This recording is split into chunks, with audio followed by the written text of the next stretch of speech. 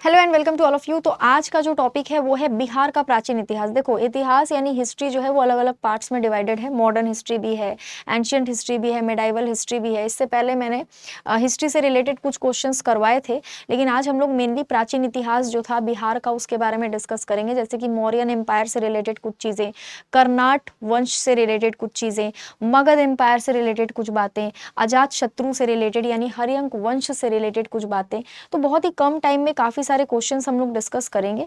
ज़्यादा time waste ना करते हुए स्टार्ट करते हैं, ठीक है। सबसे पहला क्वेश्चन है, which Buddhist scholar of Pataliputra did Kanishka patronized in his court. यानी कि ऐसे कौन से बौद्ध विद्वान थे, बौद्ध धर्म को लेकर जो एक विद्वान थे, स्कॉलर थे, जिनको बुद्धिज्म का बहुत ज़्यादा ज्ञान था, किताबें वगैरह भी इन्होंने लिखी थी। तो ऐसे कौन से बौद्ध विद्वान थे जिनको पाटलिपुत्र के थे वो, जिनको कनिष्क ने अपने कोर्ट में रखा था। ठीक है, पाटलिपुत्र के कौन से विद्वान थे, बौद्ध विद्वान, जिनको कनिष्क ने अपने दरबार में रखा था, कोर्ट में रखा था। इनका नाम था अश्वघोष। ऑप्शन नंबर ए इसका आंसर हो जाएगा। ठीक है, अश्वघोष इसका आंसर हो जाएगा। पाटलिपुत्र यानी कि आज के समय का पटना, जिसके कई अलग अलग नाम थे। अजीमाबाद भी इसका नाम था, कुसुमपुर भी इसका नाम था, पुष्पपुर भी इसका नाम था। ठीक है, ऑप्शन नंबर ए अश्वघोष इसका आंसर हो जाएगा। नेक्स्ट देखो, बिंबिसार ने ब्रह्मदत्त को पराजित करके कौन सा राज्य जीता था। इसका अल्टीमेटली मतलब क्या है पता है? इसका मतलब है कि ब्रह्मदत्त नाम का जो शासक था वो इनमें से कौन से राज्य का राजा हुआ करता था, यानी कौन से राज्य का रूलर हुआ करता था। अंग का, वज्जी का, कोसल का या अवंती का। तो ब्रह्मदत्त से युद्ध लड़के बिंबिसार ने अगर किसी क्षेत्र को छीना था, मतलब वो क्षेत्र का जो राजा था वो यही था। तो वो किस क्षेत्र का राजा था?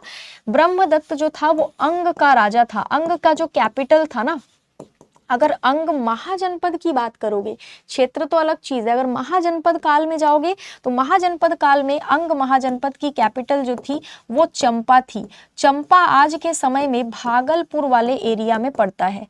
भागलपुर और मुंगेर वाले एरिया को चंपा राजधानी जो थी अंग की वो कवर करती है। ठीक है, ये महाजनपद काल की बात हो गई। ये बिंबिसार के टाइम की बात हो गई। ब्रह्मदत्त को पराजित करके अंग वाला एरिया इन्होंने छीन लिया था।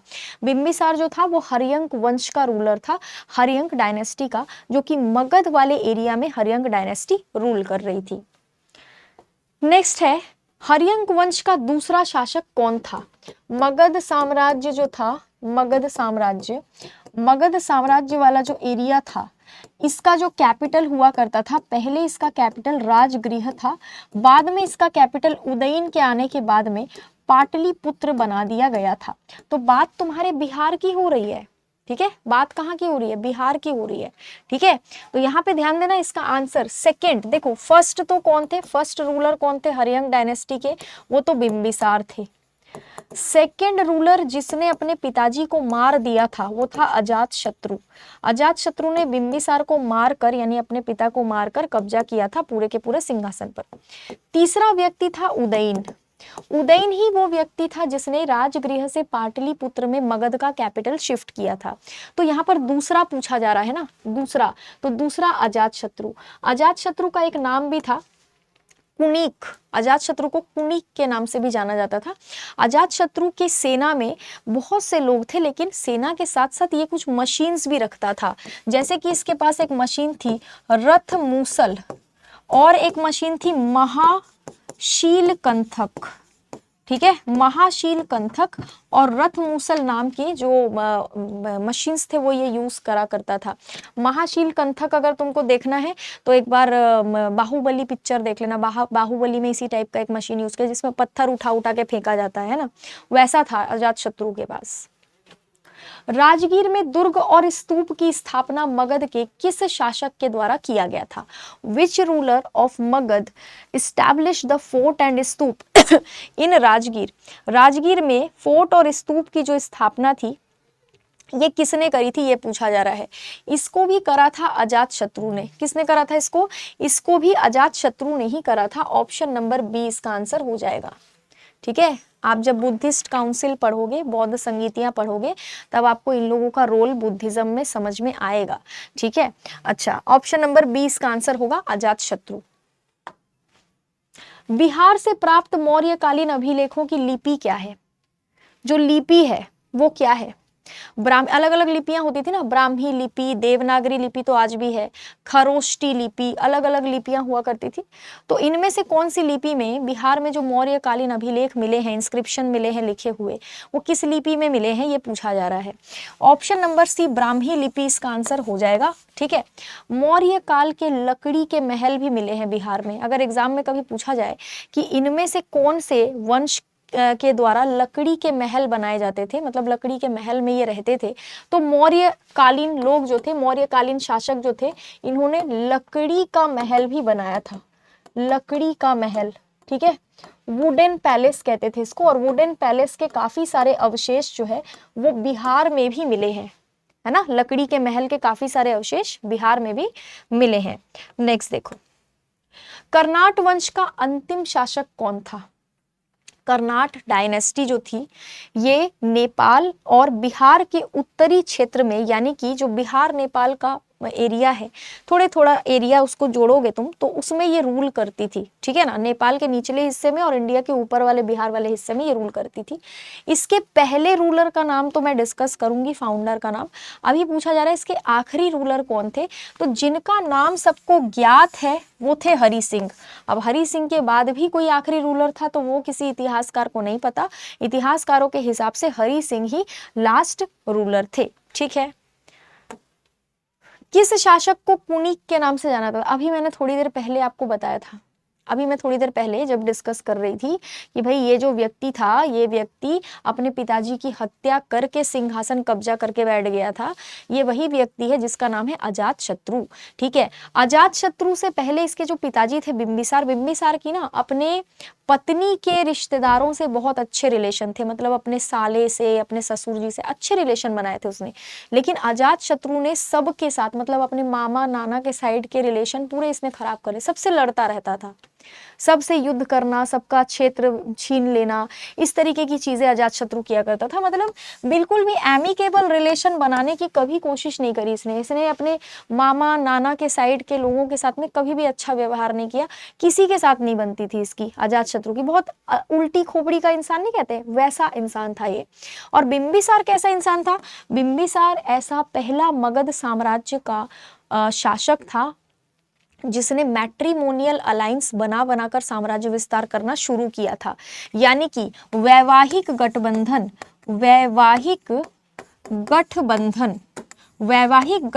बना बना करके साम्राज्य विस्तार करने का तरीका इसने शुरू किया था। क्यों किया था पता है? इसका कहना था कि यार युद्ध कर करके साम्राज्य विस्तार करने से तो जीतने वाले की सेना भी मारी जाती है और हारने वाले की भी मारी जाती है। इससे अच्छा क्यों ना, मेरे पास इतना पैसा है, मैं इतना बड़ा रूलर हूं, तो मैं शादियां कर करके, जिनसे मैं शादियां करूंगा वो भी राजकुमारियां होंगी, और उनके पिताजी उनको दहेज में, तो भाई उस समय दहेज में पैसा थोड़ी देते थे ज्यादा, उस समय दहेज में पूरा का पूरा महल दे देते थे, पूरा एक शहर दे देते थे, ये सब दिया करते थे। तो ऐसे कर करके इसने वैवाहिक गठबंधन बना बना के साम्राज्य विस्तार करना शुरू किया था। तो ऐसा शासक जिसने ये किया था मैट्रिमोनियल अलायंस बना बनाकर, शुरुआत बिंबिसार ने करी थी इसकी, बाद में और भी शासकों ने करा था ये। कर्नाट शासकों में कौन एक महान समाज सुधारक था? Who was the great social reformer among Karnat rulers? समाज में, समाज के लोगों के लिए काम करना, लोगों के हित के लिए काम करना। आज भी बहुत सारे लोग हैं जो समाज सुधारक हैं। मॉडर्न हिस्ट्री पढ़ोगे तो उस समय भी बहुत सारे लोग थे जो समाज सुधारक थे, वैसे ही ये भी समाज सुधारक थे। हरि सिंह देव इनका नाम है। मतलब कर्नाट वंश के जो लास्ट नोन रूलर थे हरि सिंह देव, वही सबसे इंपॉर्टेंट सोशल रिफॉर्मर के तौर पर भी जाने जाते थे। ठीक है, नेक्स्ट देखो, कुषाण काल की स्मारकीय इमारतों के अवशेष बिहार में कहां पर मिले हैं? Where was the remains of monumental building of Kushan period found in Bihar? Chirand, Nalanda, क्या नाम है, विक्रमशिला या फिर कुम्हरार? क्या आंसर होगा इसका जरा बताना। कुषाण पीरियड के जो रिमेन्स हैं ये कहां पर मिले हैं? देखो, चिरांड नाम का एरिया जानते होगे, वो नियोलिथिक पीरियड के लिए भी जाना जाता है, यानी कि जो नवपाषाण काल था, नवपाषाण काल के वक्त जो लोग रहा करते थे उनके भी हथियार वगैरह जो पत्थर उत्थर से बनाते थे ना, छोटे छोटे हथियार, और खेती किसानी के साक्ष्य, ये सब तो मिले ही हैं। नवपाषाण युग के भी अवशेष मिले हैं, साथ ही कुषाण काल के बिल्डिंग भी यहाँ पर मिले हैं, बिल्डिंग के रिमेन्स मिले हैं, जो भी थोड़ा मोड़ा जो खंडर वंडर का जो थोड़ा बहुत वो सब मिला है। ठीक है, तो चिरान का नाम याद रखना, ये एक नियोलिथिक साइट है, नियोलिथिक साइट, ये तो एक अलग पॉइंट है। और कुषाण काल के स्मारकीय इमारतों के अवशेष भी यहाँ पर मिले हैं।